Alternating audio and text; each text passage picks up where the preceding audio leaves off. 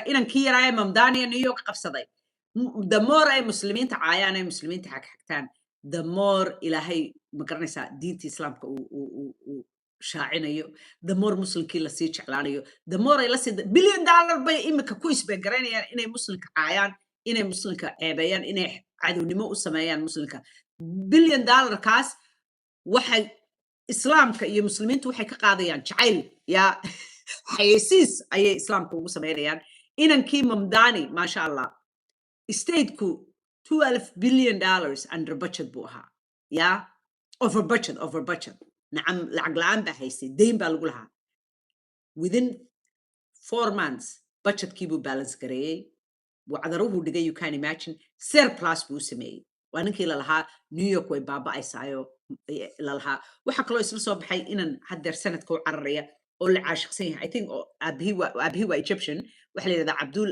Seyed and beautiful guy highly educated he was only like 20 years old or 20 years old markuu guursaday or something like that kabasiyara actually kabasiyara and 17 years ago it's unbelievable well from Michigan wuxuu cararayaa sanadka and I think he's going to win Michigan naag xuno saqajaamada oo halka ka cararaysa oo dimuqraada ayuu ku haystaa and I think caashiq baa lagu yahay isagana waan idin soo bandhigaya but before we get started and dagaalka weerarka lagu hayo but nothing can qofkii ilaahay awood siinaya nothing can stop him before we get started don't forget product yihiin the self care and skin care product most amazing product made by us and for us creamkii haaraha stem cell regeneratorkii wejiga giijinaya iftiiminaya toobaya wejigaaga this is better than and haddii ay baydkeeda leeyahay bahalkii magaca lahaa ha liibaan waa anigii ka soo hadlay liibaan yare and masha Allah Utah Congress and muxuu ahaa saliidayadii cajiibka ahayd ee timaha dawada u ahayd shampoo-gayga iyo conditioner-kayga iyo hay ina hoosidana oo timaha go'ida iyo kala silk timaha ka dhigaya this is amazing product this face moisturizer you have never used anything like it it's incredible I know laakiin sidan aaba fiican habar yar inaan gadaalka advertise gareeyo anyway product-gayga inagaa samaynay maqaarkeena loogu talagalay loo sameeyey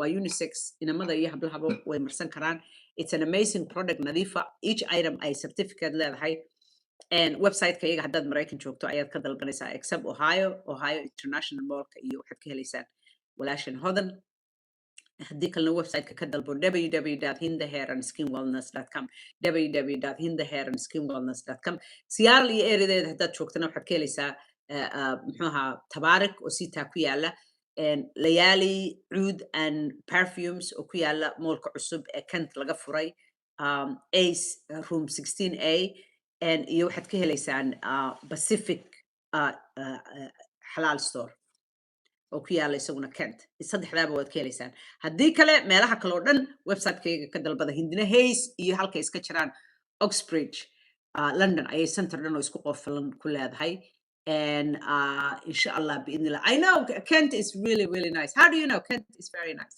adigu London baad joogtaa Ismaaciilow hindina hays iyo Oxbridge halka iska gooyaan bay ku leedahay center dhan oo maasha Allah marka waa kaas advertising middle of the program is better I agree I think that's what I'm going to do from now on again website kaygu waa www.hindahairandSkinWellness.com www.hindahairandSkinWellness.com my sister is in Kent oh okay who's your sister maybe I know her anyway let's get started Allahu Akbar masha Allah I am so proud of Mamdani iska aamusa ila Allah wataa weheluma baahna ilaahay subxaanahu wa ta'ala ciduu kor u qaadayo isagaa kor u qaadaya you know waa kan look at this xayaysiiskan yar buu sameeyey balance in the they are shocked it's executive budget season I'm proud to announce that our city's budget is fully balanced less than 4 months it's executive budget season I'm proud to announce that our city's budget is fully balanced. Brayden, how about you? Welcome. It isn't just about numbers on a page. It determines if our libraries get funded, if the street is safe to cross, if snow is actually shoveled after a storm. And you deserve to know exactly how we got here. We inherited a $12 billion budget deficit. We are speaking about a fiscal crisis at the scale greater than the Great Recession. Was the Great Recession? Great Recession. Many said the only way out of this was slashing services and passing an austerity budget. We rejected that. After months of painstaking work, that deficit is now zero. Our city is now on firm financial ground. We achieved this in two major ways: increasing revenue and support from Albany and cutting waste and finding savings here in New York City. Thanks to Governor Hochul, State Senate Majority Leader Andre Stewart Cousins, Assembly Speaker Carl Hasty, and months of organizing from New Yorkers, we taxed the rich. That tax alone will raise You half of remember, he's gonna tax the rich. Rich way ka guurayaan. Lacag la'aan baa ka dhacaysa. Faqru noqonaya. Waddanku isku dhalaalaya. Magaaladu way isku dhalaalaysaa. The financial city and market of the world, devastation baa ku dhacaya. Oh my God. Wixii la shubay. Not only that, he's giving caruurta oo dhan wuxuu siinayaa free childcare. Dadka dee qualified ah. Universal childcare. per year. And that's not all. Thanks to Governor Hochul and our partners in Albany, This is we incredible. finally got a better deal for New York City. We're getting billions more from the state to help tackle the gap. At the same time, we've been poring over the city budget to identify savings. We reduced unnecessary overtime and found smarter ways for government to deliver service. This all added up to $1.77 billion in total savings. Our budget isn't just about closing deficits. It's about building a city New Yorkers can actually afford. On day 8 of our administration, we announced a historic partnership with Governor Hochul to finally deliver universal childcare. That's $1.2 billion in new funding from Albany. And this was just the beginning. Investments in citywide trash containerization, cheaper groceries, safer streets, relief for taxi drivers are all on the way. And we're increasing funding for libraries, parks, and cultural institutions. I promise to make sure you were part of this budget process every step of the way. This is your city. These are your tax dollars. And this budget should reflect your priorities. We're proud to put forward a budget for the working people of this city. And we're going to do it again next year, and next year, and next year. MashaAllah, this is so amazing. Hadda waxay leeyihiin so many of them kuwii ka soo horjeedina wax dhuumanaya iyo wax le wallahi my goodness, he's doing an amazing job. Ayay dadkii kalena dimuqraadkiina waxay leeyihiin iyo dee muxuu ahaa dadkii awalba jeclaana waxay leeyihiin waa in la bedelo wixii la odhan jiray constitution waa in la bedelo loo ogolaado in madaxweyne uu noqon karo qofku mar hadduu American citizen yahay, because de halkan kumuu dhalan, because haddeer already waxay ka fikirayaan siduu madaxweyne u noqon lahaa. Yeah, it's just incredible. This is good for Muslimiinta because waxaa la odhanayaa de Muslimiintu laaluushna ma qaataan, lamana iibsan karo. This is in so many ways. It's good for Muslims, it's good for dadka soo galowga, way u fiican tahay muxuu ahaa diinteenna. Dadku sidan u galayna yaa masiibo ku dhigay. Maalintii ugu horreysayba wuxuu the first thing uu kasal gareeyay sirigu waxay la lahayd dhaqaale isweydaarsi aad iyo aad u fara badan oo lacag badan loo diro waddankiisaga ahaa. Amsaaxuhu ka dhigay, xuduntu u jabay kaa. muxuu ahaa all the billionaires wuxuu bilaabay inuu tax gareeyo. Tijaartu weligood ma bixiyaan. Dadka shicibka caadiga baa more money bixiya cashuurta marka loo eego dadka tijaarta ah, ma garanaysaa. wuxuu sameeyey child care-kii buu free ka dhigay. Subway-gi magaaladii oo dhan buu maydhay. New York waa uskag moogtay, magaaladii buu maydhay oo nadiifiyey. Crime-kii already hoos buu dhacay because dadkii baa isjeclaaday oo isu yimi oo ma garanaysaa is ilaalinaya oo qof waliba magaaladiisa awalna marka magaaladii kula dagaalamayso ee dad gooniya un meeshii u xidhan tahay, cid waliba ma garanaysaa magaaladii dan ka geli maysid. Nadaafadeedaana dan ka gelayn, nabadeedaana dan ka gelayn. waxa weeyaan qashinkaa layska tuurayey, waa lays wada nabcaa, dadku they were angry. Haddeer waxa weeyaan magaaladeena aynu isu nimaadno, aynu dhisano, aynu hagaajisano, nabadeeda aynu ilaashano. Xataa ilaa wadooyinkii iyo subwaygii ayuu maydhay. waxaa lagu leeyahay subwaygii New York weligii lama maydhin in the history of its time. gudihiisa de jaranjarooyinka iyo dhulkii qurmay iyo wixii yaa nadaafadda nadiifta uu ka dhigay. And that's of course waxay ka turjumaysaa diinteenna, ma garanaysaa. It's so beautiful. Allah ha ilaaliyo habaryar, mashallah, keep praying for him. So this is very, very, very impressive. And then waxa dhacaysa more Muslims to ride his wave, ma garanaysaa, inay ride garayaan. Of course, mashallah, and qofba qof buu ma garanaysaa de kusoo dhaweeyaa, ma garanaysaa. mar baa jirtay the only Muslim Congress oo dhan ku jiray uu ahaa Keith Ellison, ma garanaysaa. Then waxa ku xigtay Ilhan Umar, mashallah, she broke glass ceiling iyadwa. And inantii Rashida Tlaib waa tii ku xigtay. intii ka dambeysay Ilhan Umar imisa gabadh Muslimna soo gashay xataa local politicska stateada, hadday Pennsylvania tahay, hadday halkan tahay, hadday meelo badan, ma garanaysaa. And mouskii iyo wixii oo dhan wuu la dagaalamay wixii magaaladii waa werweraysaa baa lagu leeyahay New York waxay tiri jiir baa ka buuxa marka haddeer inankan al-Sayed reerkii New York iyagaa qandaraas ku haystay iyagaa kontraakadooda oo dhan haystay Zionism iyagaa wax walba dhacayay wixii oo dhan khalaas yeah that's why Allah ka qabto because wadankan waxa dhacay waa reerka ma garanaysaa wadankan waxa dhacay waa reerka marka masha Allah this is so impressive waxaan intusaya marka inankan al-Sayed he's 41 years old he's been married since 2016 that is amazing like what was he 17 or something he's so beautiful masha Allah al-Sayed Abdul al-Sayed abihi waa Egyptian hooyadiina I think inay cadaan tahay mise sug an eega waa kan so an idin yara akhriyo his Taariikh diisan in yar idinka akhriya look how beautiful he is isn't he handsome look at that okay in yar baan idin akhriya so Seyed was born 1984 which makes him what 41 42 years old is a former public health professor government official and politician who served from 2023 to 2025 as the director of the Department of Health and Human Services and Veteran Services for Wayne County, Michigan. Was progressive Democrat. He was a candidate for governor of Michigan. Ayuu cararay 2018 kii al-Sayed and marka muu helin laakiin al-Sayed is running for Democratic nomination of the 2016 Senate candidate in Michigan and he's brilliant this guy University of Michigan buu BSTC ka qaatay and he was a Rhodes Scholar Oxford and medical school buu tagay waa physician but he didn't practice physiciannimo dhakhtarnimo muu practice garayn and he's just brilliant to be a Rhodes Scholar you have to be really really brilliant and 2006 buu guursaday gabadh la yiraahdo Sarah Chukuku that's a weird name man ku talo gabadh madooba anyway and waa kan early life and marka abihi waxa weeyaan abihi is from Alexandria Egypt and oo Maraykan ku yimi inuu wax ka barto u yimi hooyadiina waxa weeyaan Fatan Elkomi. What kind of name is that? I don't know if she's Ajanib or if she's Arabiyat. Arabiyat ba. Anyway, this guy is so brilliant and وانا افتهن and عاشق baa lagu wada yahay عاشق Abdul al-Sayed. I think he's going to win. Anyway, whatever he is, he has like everybody's talking about him. Everybody dadkii oo dhan baa caashiqsan and including so many young people or dadkana and reerkan magaca le ah sigaan idin tusi ah and can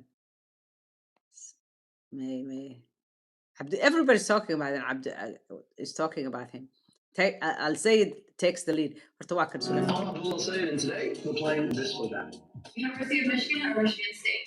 Michigan Twitter or TikTok? Instagram isn't he handsome BTE or Consumers Energy? Jeez neither I want to pick them against each other anyway wuxuu cararayaa sanadka waa kan inankana ka hadlaya inankan yari waa Yahuud waa one of his supporters and wax allaale iyo wixiisoo dhan buu soo bandhigaa dadka uu la cararayaana I think one of them waa naag Yahuudiyada and bini'aadanka wixii wanaagsan way is urursanayaan that's so beautiful waa kan exit uga hadla Democrat in Michigan just effectively shut down AIPAC and the Zionist lobby's efforts to try and conflate anti-Zionism with anti-Semitism. Take a look at Abdul al-Sayed, the Democratic candidate for Michigan Senate. AIPAC and Israel are not the same as Judaism and the Jewish people. That's right. I love Judaism and I love the Jewish people. I venerate Judaism and I venerate the Jewish people. I stand with Judaism and I stand with the Jewish people.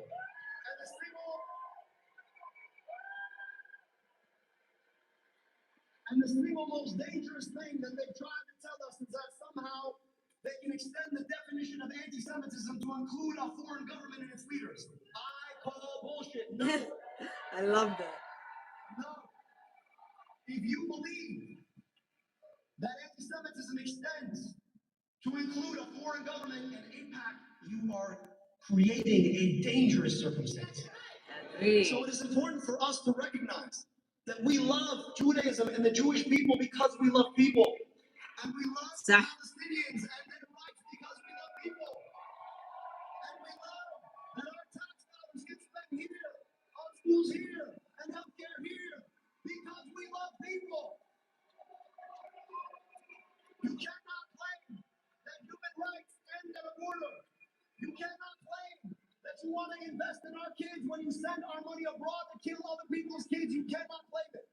Yeah, it's a wrap. He just gave the script for how to push back on this argument perfectly. And by the way, as a Jewish American, I wholeheartedly agree with what he's saying. By the way, not only is anti-Zionism not anti-Semitism, but the number one cause of anti-Semitism in the world right now, objectively speaking, is Israel. Because when Israel conducts war crimes, they then turn around and claim they're doing it on behalf of the Jewish people as the absolutely Jewish state. That is dangerous, and it needs to come to an end now. Watch absolutely this. wa It wa was wa waa inaga oo la yidhahdo I love siduu u hadlay wuxuu yidhi Judaism iyo ma garanaysaa de isku mid maaha Zionism waa gumaysi weeye meelo kala duwan ka yimi oo dad masaakiin dhulkoodii intuu tagay ku qabsaday oo baabiyey oo dilay oo gumaysanayo oo kufsanayo oo ma garanaysaa meel kastana haddeer waxa lagu soo qoray dee kufsigii inay ay ku kufsanayeen inay dadka ku kufsanayeen inay dadka dilayaan I mean it's just so unbelievable nacaybka ku socda iyo waxa marka idinka yeeli mayno inaad isku nacayb waa inagoo waa Sacuudi Arabiya oo wadan let's say Christian ama whatever diin kale haysta dilaya oo ku duulaya oo amsaaxaha ka dhigaya oo xansuuqaya oo leh this is for Muslims ko dhan baan u samaynaynaa muslimko dhan mana nabcaan kartaan muslimka oo halkana waliba laynagu xidhiidhiyo meel kasto ma garanaysaa dadkii muslimiinta ahaa ee joogay meel kasta laga dhigayo haddii laydin eego it's because inagii idinku isku mid baynu nahay oo ma garanaysaa laysku talo we have to inaynu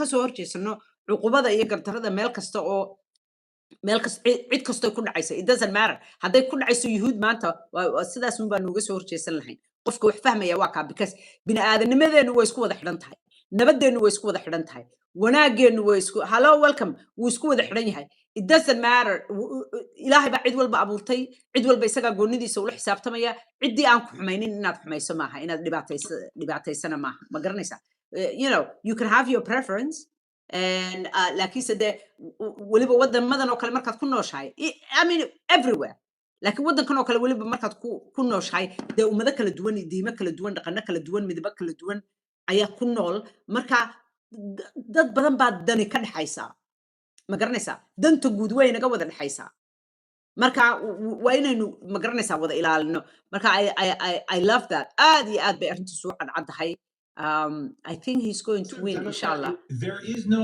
service. waa kan for isaga ICE. isaga There iyo is no yarkii raaya xasan turkishka ahaa ee xasanabi ayaa lagula coloobay oo dee kuwii Zioniska ahaa ay leeyihiin waa in laga cancel gareeyaa meel kasta waa in la baangareeyaa because ninkaasuu la campaign gareynayaa because yuhuuddu neceb yahay waa been maalin walba wuxuu yidhahdaa Zioniskum baan anigu kasoo horjeedaa iyo gumaysigooda in fact waa very liberal yarkan yare xasanabi ma garanaysaa xasanabi xataa dimuqraatskii baa ku kacay xasan baykar haa حتى waxa ku kacay dimuqraatskii baa ku kacay weerar baa lagu qaaday that's why you know I never thought inaan anigu progressive ahay I'm not really progressive I'm not too liberal laakiin haddeerto dimuqraatska kuwa centerka ahi waaba tug wey waa kan uu la campaign gareynayay yarkii waa lagu theoretical kacay good reason for ICE to exist. We've had to make one up by consistently lying about how migrants are actually Yeah, he's constituting an Turkish. ever-present danger inside of our national boundaries because they're doing crimes. And this was one of my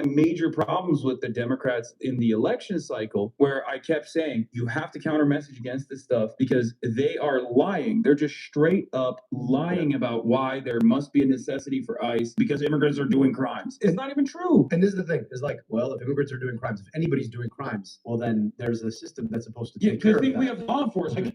There's a system that's supposed to take care of that. So why is it different when an immigrant does a crime versus anybody else does a crime? And look, you can secure the southern border. We should secure the borders, fine. But if you're serious about like immigration, then why haven't we built out all of the legal infrastructure that should be processing folks to give them a pathway to citizenship? And if you're serious about keeping people safe, then This is having a bunch of dudes with guns who are untrained that can cover their face walking into your community and shooting people in the face ain't it. It's not even. I love the No. fact that Must be some Welcome. Michigan Democrats, huh? You want money out of? Money in your? Take care for? My name is Abdul, and I am running for USA. mashallah ilaahu ku ilaali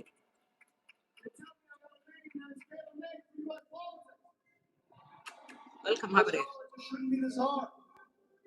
Shouldn't be this hard to afford a second bag of groceries. Shouldn't be this hard to work the same job tomorrow that you worked yesterday. Should not be this hard to see a dentist or a doctor.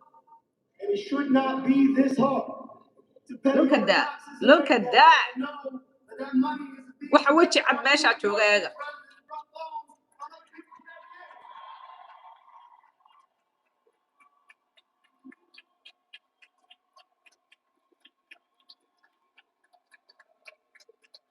Ismaaciilow maxaa kaa siya I had to get a divorce kulaha well, this is Somali for you yeah nimanka Soomaaliyeed aqligaasan ka yaa wuxuu ku leeyahay Ismaaciil yara habar yar I have to say this wuxuu soo qoray I had to get a divorce wuu qoslay Ismaaciil because I was married to an English woman miyaanay dumar hayn iyadaba Soomaad leefayno ma jeclayn markaad guursatay what do you want qabyaalada baleeg duceysnimada waa dulaysta number 1 way why does it matter qofkaad guursato iyo qofka cidaad guursanayso yeah qof Soomaali iyo cadaan iyo cid walba isguursan kartaa waa kala tagi kartaan imsa Soomaali kala tag oo dariiqa meelaha isu soo fadhiisto iska caaya niyo maskaxda kori Ismaaciil oo habriyar yeah could not speak Somali maxaad u guursatay markii hore markaa she could not speak Somali kulaha maxaad u guursatay markii hore Soomaali ogeynaan Somali ku hadleen war isla yaaba dadka noloshooda ha ku ciyaarina qof aydan daacad u ahayn imsay gabadh ajaanib ay guursadeen ku meel gaadheen oo xataa carruur kaga carareen inan yar baan maalin dhaweyd anigoo beachka lugeynaya gabadh i bartay oo waxay igu tiri African American baan mooday waa carruurtii hooyooyinkood green cardka lagu qaatay yeah he never look back ber dhaweyd baa waxa la yidhi isagoo xanuunsanaya lala soo hadloo la yidhi aabaha baa imanaya can you help him out marka no he's not joking habar yar don't make excuses dhow jeer buu yidhi qof baa i weydiiyey yartii Yusra anyway usoo duceeya Abdul Seyed sheekadiisana la socda Maraykan hadaad joogtaan donation na siiya this beautiful creature anyway and waxaan ku yidhi inankii caashiq Abdul Seyed caashiq baa lagu leeyahay yeah he's handsome he's brilliant mind woo muslimiintii masha Allah reerkii xayaysiis bay noo sameeyeen yaa hadiiba New York oo ay ilaahay ka sokow iyagu iska lahaayeen yaa oo ay ku warwadheen inan muslimi intuu ka noqday oo waliba immigrantihii uu ka noqday mayor maantana de caashiqa lagu yahay aad aragtaan something big is happening reerkii xaar bay ku fadhiyaan iyagiina waa tan shalay ugu dambeysay tana lasoo look at this waxaanoo miidhan baa lasoo qufayaa ba'a iyo hoogga ay samaynayaan baa lasoo qufayaa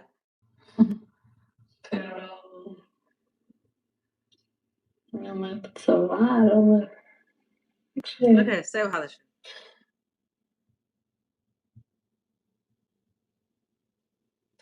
okay naagtani waxa weeye waa askartii yuhuudi askarta ahayd inankaa yar bay dishay laakiin dee askariyad bay ahayd carruur badan bay dishay marka I don't know mindi iyo maaqaan waxay ku dishay waxay leedahay aan idin sheegay waxay leedahay dhiiggayga ma ba'ayo dhiiggii gamcahayga kama ba'ayo and way isku buuqday way waalatay oo kale markaasay leedahay waan dilay and frankaygaan la hadlayaa waxaan leeyahay igama ba'ayo dhiiggii bay weli arkaysaa ma garanaysaa igama ba'ayo dhiiggii maxaan sameeyaa muu iga ba'o dhiiggu and waxaasay shubaysaa waxaasoo meedhan ayaa markaasaa lasoo bandhigayaa la leeyahay dadkani waa dad buka waa dad ba'ay waxaasoo meedhan baa loo soo dejinaya look at that this is Reerkii this is who you are baa la leeyahay ma garanaysaa